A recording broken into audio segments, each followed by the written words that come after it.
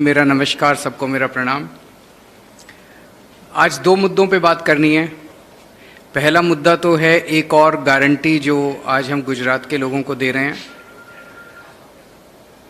हम सब लोग गाय को अपनी माता मानते हैं, गाय की पूजा करते हैं, लेकिन जिस तरह से गुजरात के अंदर गाय के साथ अनदेखी हो रही है, दुर्व्यवहार हो रहा है, वो बड़े दुख की बात है। पिछले कुछ महीने जब मैं गुजरात में आया, बहुत सारे लोग मुझे मिले, उन्होंने सबने इसके बारे में शिकायत की। दिल्ली में हम लोग हर गाय के रखरखाव के लिए प्रतिदिन 40 रुपए देते हैं। 20 रुपए दिल्ली सरकार देती है, 20 रुपए नगर निगम देता है। आम आदमी पार्टी की सरकार बनेगी गुजरात के अंदर, तो हर गाय के रखरखाव के लिए हम लोग 40 रुपए प्रति गाय प्रतिदिन के हिसाब से देंगे। और हर जिले के अंदर पांजरा पोल बनाया जाएगा, ताकि जो ऐसी गायें हैं जो दूध देना बंद कर देती हैं या जो सड़क पे घूम रही हैं, उनको भी वहाँ पे उनका भी रखरखाव किया जा सके। और भी गाय के लिए जो जो कदम उठाने की ज़रूरत है, वो सभी कदम उठाए जाएंगे। दूसरी एक महत्वपूर्ण बात आज करनी है। सूत्रों के मुताबिक आईबी की एक रिपोर्ट आई है। उस रिपोर्ट में गुजरात में आम आदमी पार्टी, आज अगर गुजरात में चुनाव हो तो गुजरात में आम आदमी पार्टी की सरकार बन रही है। हालांकि रिपोर्ट में लिखा है कि अभी थिन मार्जिन से बन रही है, बहुत कम सीटों से आगे हैं। गुजरात के लोगों को एक जोरदार धक्का लगाना पड़ेगा ताकि अच्छा बहुमत आए और अच्छे बहुमत से सरकार बने। लेकिन जब से ये रिपोर्ट आई है, तब से ये दोनों पार्टियां इकट्ठी हो गई हैं। इनकी खूब गुपचुप मीटिंग हो रही है, सीक्रेट मीटिंग्स हो रही हैं। दोनों, भाजपा खासकर बुरी तरह से बौखला गई है। और पिछले कुछ दिनों से आप देख रहे होंगे कि दोनों सीक्रेट मीटिंग करके आते हैं और फिर दोनों एक ही भाषा में मुझे गालियां देते हैं, एक ही भाषा इस्तेमाल करते हैं। दोनों पार्टियां हमें गालियां दे रही हैं। बीजेपी कांग्रेस को गाली नहीं देती, कांग्रेस बीजेपी को भी गाली, दोनों मिलकर हमें गाली दे रहे हैं और एक ही भाषा में गाली दे रहे हैं। अब भाजपा का पूरा प्रयास है कि किसी भी तरह से कांग्रेस को मजबूत किया जाए, ताकि एंटी बीजेपी वोट बट जाए, ताकि जो जो लोग बीजेपी से नाराज हैं वो सारा वोट बट जाए। और कांग्रेस को ये जिम्मेदारी दी गई है कि आम आदमी पार्टी का जितना वोट ले सकते हो ले लो।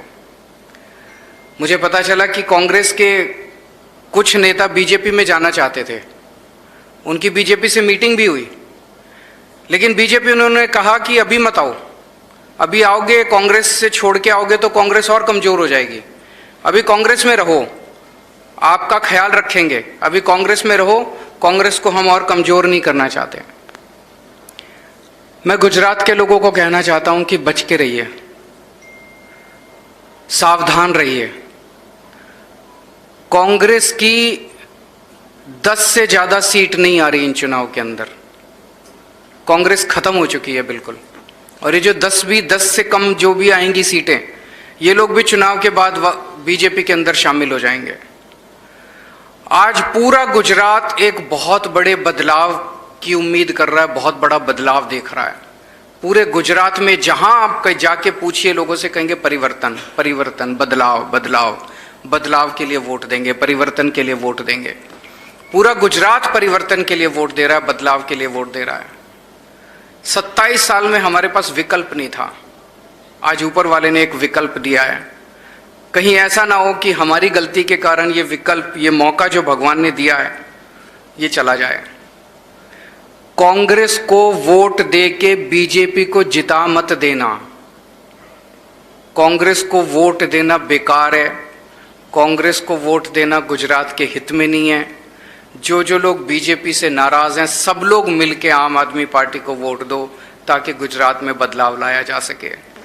जैसे मैंने कहा कि आईबी की रिपोर्ट में मार्जिन बड़ा थिन है, इसलिए गुजरात के लोगों से मेरी अपील है कि एक जोरदार धक्का और लगाने की ज़रूरत है। एक जोरदार धक्का लग गया तो पंजाब और दिल्ली दोनों के रिकॉर्ड टूट जाएंगे।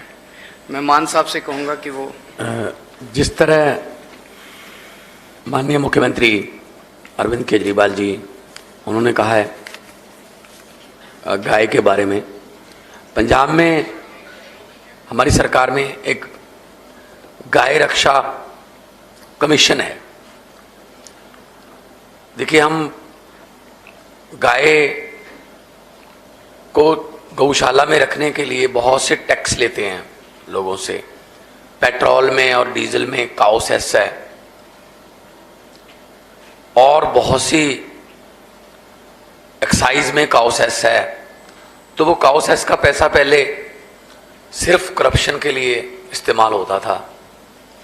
जो गौशाला है उसमें वो गाय जो दूध देना बंद कर देती है उनको छोड़ देते थे सड़कों पर, और सड़कों पर हादसे हर रोज होते हैं। कभी किसी गाड़ी के सामने गाय आ गई, गाय भी जान से गई और पूरा परिवार कई बार जान से हाथ धोता है। और वो गाय जो हैं अगर शहर में है तो प्लास्टिक खाती हैं और बीमारियां उनको लगती हैं। बहुत ही तड़प तड़प के मौत उनकी सड़क पर होती है। और खेतों में भी जब ये 100-100 100-125 का जो झुंड है जो जाता है तो फसलें खराब होती हैं। तो हमने गाय रक्षा कमीशन जो है उसको मजबूत कर दिया। उसको पूरे पंजाब के जो गौशाला हैं गवर्नमेंट एडेड हैं उनको बता दिया कि आपको अगर ज़मीन चाहिए हम और ज़मीन दे देंगे, शेड चाहिए हम और शेड दे देंगे। और चारा, पंजाब के लोग क्योंकि बहुत दान करने में बहुत विश्वास रखते हैं, जैसे लंगर लगाते हैं, चारा बहुत ज़्यादा चारा आ जाता है पुण्य के रूप में कि जी हम दसबंद बोलते हैं, हमारे 10वां हिस्सा अपनी कमाई में से भी 10वां हिस्सा, फसल में से भी 10वां हिस्सा वो निकालते हैं। तो गाय रक्षा कमीशन जो है उसको हम बहुत मजबूत कर रहे हैं और सभी गौशालाओं को बोल दिया है कि आपने ऐसा नहीं करना है कि किसी गाय को आप इसलिए छोड़ दो कि आपका चारा नहीं है या आपके पास उसको रखने की जगह नहीं है। बाकी जो समस्याएं पंजाब की हैं वही समस्याएं, मैं कल जूनागढ़ गया था, कल मैं कच्छ में भी गया था, वहाँ तो बहुत पंजाबी भी मिले थे। पूरे देश की समस्याएं आपस में मिलती जुलती हैं। हमारे यहाँ भी खेती की दिक्कत है, हमारे यहाँ भी जय जवान और जय किसान का नारा लगता है, यहाँ भी लगता है। हमारे यहाँ भी पानी जो है सिंचाई के लिए खेतों तक पहुँचता नहीं है, कहीं टेल जो एंड पड़ते हैं टेल एंड पर, यहाँ भी पानी की समस्या है कि सिंचाई के लिए पानी नहीं मिलता। हमारे यहाँ भी करप्शन है, यहाँ भी करप्शन है। हमारे यहाँ भी सरकारी स्कूल का इन्होंने बेड़ा गर्क किया, यहाँ भी यही हाल है। हमारे यहाँ भी हॉस्पिटल का वही हाल है जहाँ गुजरात में है। और कल मैं कुछ सड़कों पर गया, जूनागढ़ में भी गया, कच्छ में भी गया, गांधीधाम में। मतलब मैंने सड़क में गड्ढे बहुत देखे थे लेकिन गड्ढों में सड़क पहली बार देखी है। मतलब इतना बुरा हाल है रोड्स का। तो ये सब कुछ ठीक हो सकता है, कोई खजाने में कमी नहीं होती। 2.5 लाख करोड़ से ज़्यादा बजट है स्टेट का। जब दिल्ली में अरविंद केजरीवाल जी ने मुख्यमंत्री के तौर पे ओथ ली थी तो 28,000 करोड़ बजट था, महज 28,000 करोड़। अगले साल मनीष सिसोदिया जी ने जो वित्त मंत्री थे उनसे व्यापारियों से बात की, तब बैट होता था, बैट 12.5%, अब जीएसटी आ गई, बैट को 7.5% कम कर दिया, 5% बैट रह गया। लेकिन व्यापारियों को बोला कोई रेड राज नहीं होगा, टैक्स दे देना। बैट 7.5% कम करके 2,000 करोड़ की इनकम बढ़ गई थी, लोग पैसे देने लगे ईमानदारी से। सो अगर ईमानदार सरकार हो तो सब कुछ हो सकता है। बिजली मुफ्त हो सकती है। पंजाब में हमने कर दी 1 जुलाई से 17,000 से ज़्यादा नौकरियां हमने पंजाब में नियुक्ति पत्र दे दिए। कच्चे मुलाजम बहुत है पंजाब में जो कॉन्ट्रैक्ट पे हैं। मुझे पता चला यहाँ तो पुलिस भी कॉन्ट्रैक्ट पे है। तो हमारे यहाँ कुछ मुलाजिम हैं 30,000 से ज़्यादा जो कॉन्ट्रैक्ट पे हैं, उनको हम पक्के करेंगे। आउटसोर्सिंग का ज़माना जो है वो ख़त्म करेंगे हम, क्योंकि आउटसोर्सिंग वाले बीच में से पैसे खाते हैं। गवर्नमेंट उतनी सैलरी देती है लेकिन वो आगे नहीं देते, कॉन्ट्रैक्ट साइन करवा लेते हैं। तो सबको पक्की नौकरी मिलनी चाहिए। और पंजाब में हमने करप्शन के लिए एक हेल्पलाइन नंबर जारी किया। बहुत से फ़ोन आते हैं, हर रोज़ गिरफ्तारियां होती हैं। अब लोगों जो अफसर हैं जो सरकारी दफ्तरों में, उनको अब ये एहसास होने लगा कि अब तो सिर्फ वेतन पर ही गुजारा करना पड़ेगा। और अभी गुजरात में आए, कल जितने इकट्ठ मैंने देखे अपने आप लोगों के आना, ये नई कहानी लिखने का संकेत है। मुझे तो लग ही नहीं रहा था मैं गुजरात में हूँ। ऐसा ही माहौल, बिल्कुल ऐसा ही माहौल 2022 में इलेक्शन से 1 महीना पहले पंजाब में था। तो नई कहानी लिखने के लिए गुजरात के लोग तैयार बैठे हैं। पहले उनके पास कोई ऑप्शन नहीं थी, सिर्फ एक ही बटन था। अब बटन अगर बदल गया तो किस्मत बदल जाएगी। कोई क्वेश्चन अगर है तो? हाँ, कुछ सभी लोगों को गांधी जयंती की बहुत बहुत शुभकामनाएं। लाल बहादुर शास्त्री जी का भी आज जन्म दिवस है, उसकी भी बहुत सारी बहुत शुभकामनाएं।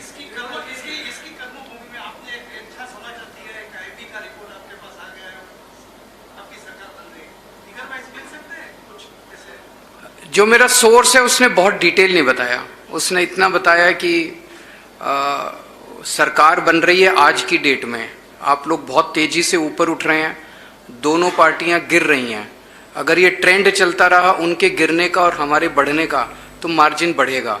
लेकिन आज थिन मार्जिन से 2-4 सीटों से आगे हैं हम लोग और सरकार बन रही है, इतना मुझे आइडिया है।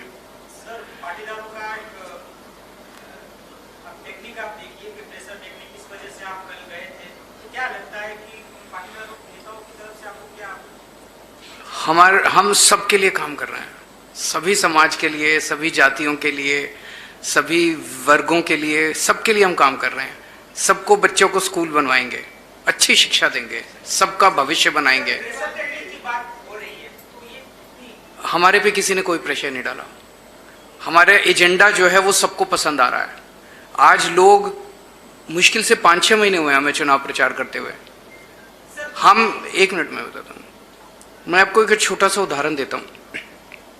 मैं टीवी पे एक प्रोग्राम देख रहा था, प्रधानमंत्री जी आए, मेरे ख्याल से 30,000 करोड़ का पैकेज, ऐसे कुछ 30,000 करोड़ का था, 20,000 करोड़ का पैकेज उन्होंने अनाउंस किया। एक आदमी वहां से, उनकी सभा से बाहर निकल रहा था, उससे एक टीवी वाले ने पूछा, तो क्या आपको लगता है कि गुजरात में विकास हुआ? उसने कहा हाँ जी हुआ, बहुत हुआ। तो उसने कहा कि देखिए आज इतने 1,000 करोड़ का पैकेज देके गए हैं, तो बहुत विकास हुआ। तो उसने कहा कि वोट दोगे बीजेपी को? उसने कहा नहीं, वोट नहीं दूंगा। अच्छा, क्यों नहीं दोगे? कहते विकास तो हुआ, मुझे क्या मिला? उसके तो बच्चों को रोजगार नहीं मिला ना, उसकी तो बिजली सस्ती नहीं हुई ना, उसको तो महंगाई से छुटकारा नहीं मिला ना, उसको तो स्कूल नहीं मिले ना। आज हम वो बड़ी बड़ी बातें करते हैं बीजेपी वाले, बड़ी बड़ी बात, आम आदमी को क्या लेना देना? इतने 1,000 करोड़ का पैकेज, ठेकेदारों की ऐश हो गई, मंत्रियों की भी ऐश हो गई, नेताओं की ऐश हो गई, इतने 1,000 करोड़ का पैकेज। जनता को चाहिए मेरे बच्चे को अच्छी शिक्षा मिल जाए, मेरे घर में कोई बीमार हो तो अच्छा इलाज मिल जाए, मेरे बच्चे को रोजगार मिल जाए, मेरा बिजली पानी सस्ती हो जाए। इतनी महंगाई हो रही है, गुजारा नहीं चल रहा। वो बात हम लोग कर रहे हैं, वो लोगों के दिल को छू रही है। आज तक कभी किसी ने की नहीं, और ये लोग कर ही नहीं सकते, बिकॉज इन्होंने कभी करके ही नहीं देखी। हम करके आए हैं, दिल्ली में की, पंजाब में की, अब गुजरात में करेंगे।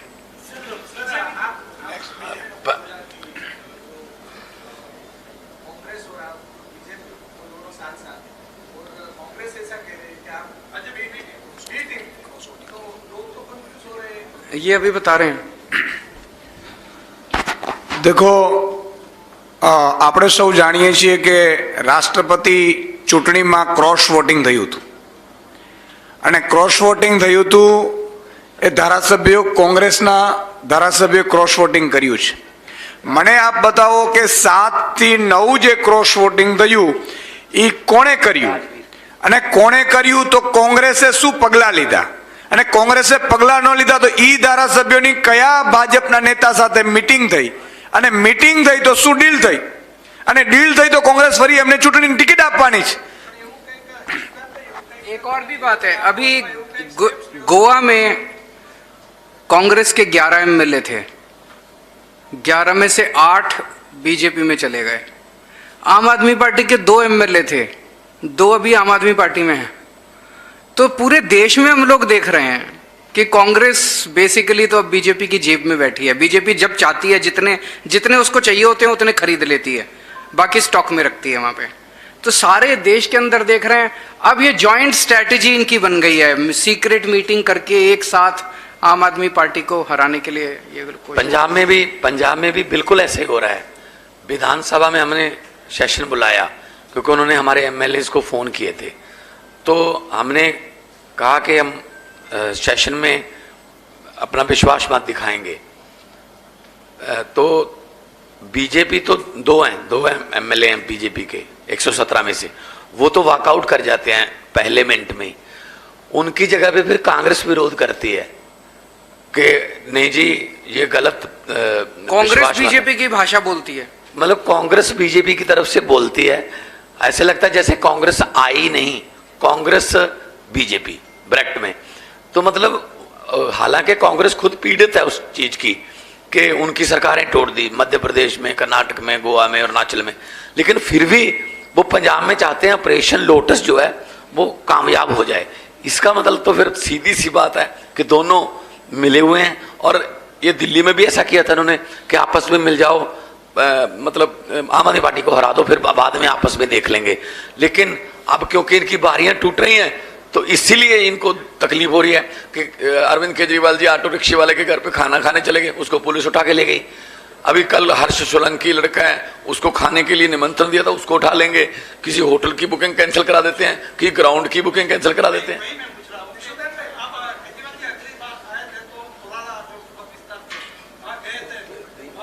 बिलाना डाटा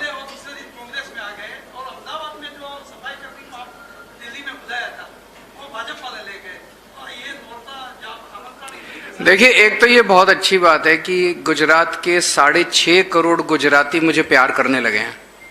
चाहे वो कांग्रेस का हो चाहे बीजेपी का हो, सब मुझे खाने पे बुलाते हैं और मैं सबके घर जाता हूँ.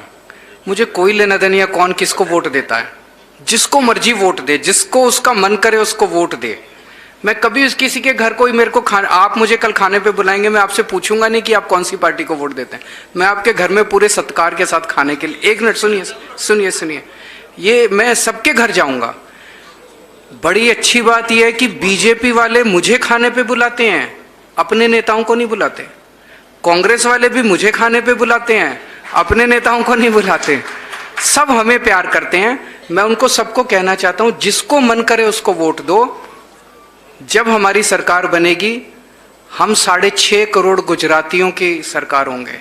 हम उनकी बीजेपी वालों की भी बिजली माफ करेंगे, कांग्रेस वालों को भी महंगाई से छुटकारा दिलाएंगे. हम उनके बच्चों के लिए भी अच्छे स्कूल बनाएंगे, कोई भेदभाव नहीं करेंगे. सब हमारे हैं. ये पार्टीबाजी बेकार की बात है.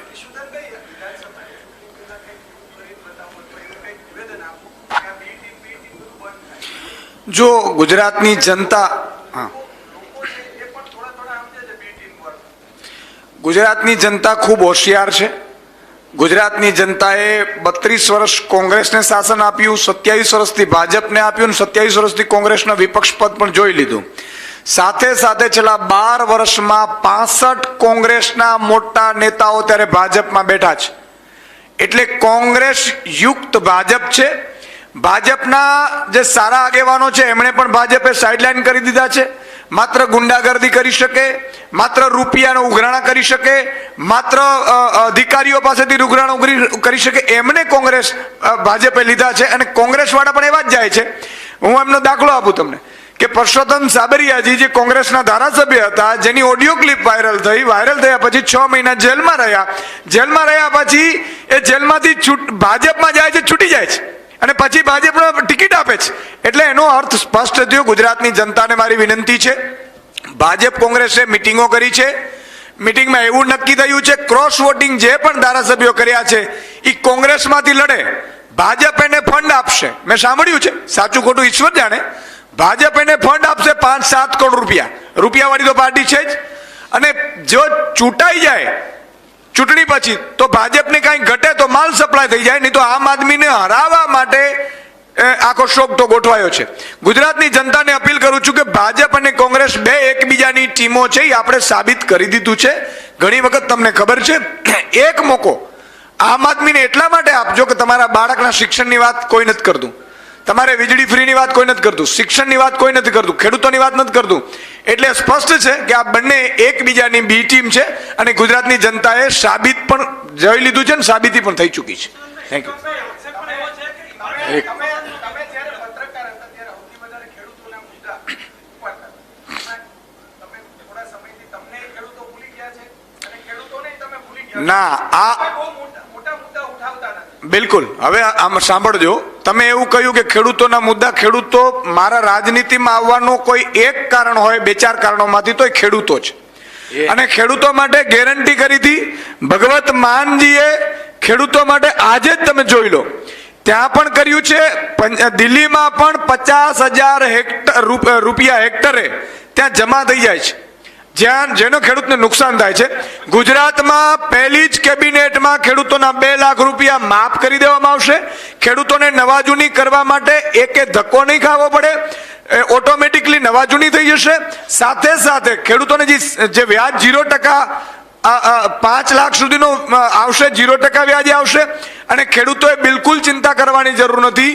1.5 વર્ષની અંદર તમામ ખેડૂતોને સિંચાઈનો પાણી મળે, એની જવાબદારી પણ આમ આદમી પાર્ટી લે છે. ખેડૂતને શિક્ષણ, આરોગ્ય તો બધું મળશે જ. સાથે સાથે 3 પાક લઈ શકે એવી વ્યવસ્થા, 12 કલાક વીજળી અને પૂરતું પાણી 1.5 વર્ષમાં મળી રહે એવી વ્યવસ્થા આમ આદમી કરવાની છે. આના મોટો ખેડૂતોનો મુદ્દો શું હોઈ શકે ઉઠાવવાનો?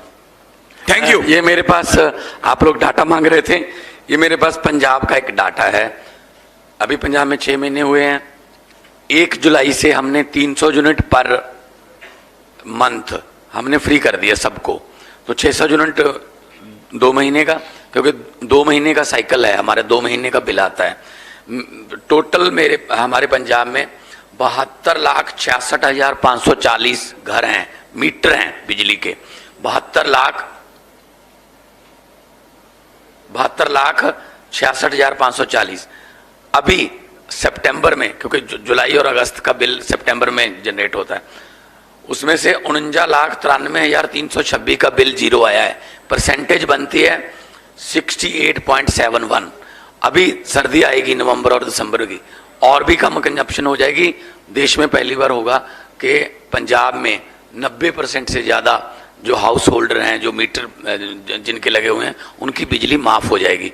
अगर पंजाब में कर सकते हैं, यहाँ क्यों नहीं कर सकते? इतनी एनर्जी है. Thank you.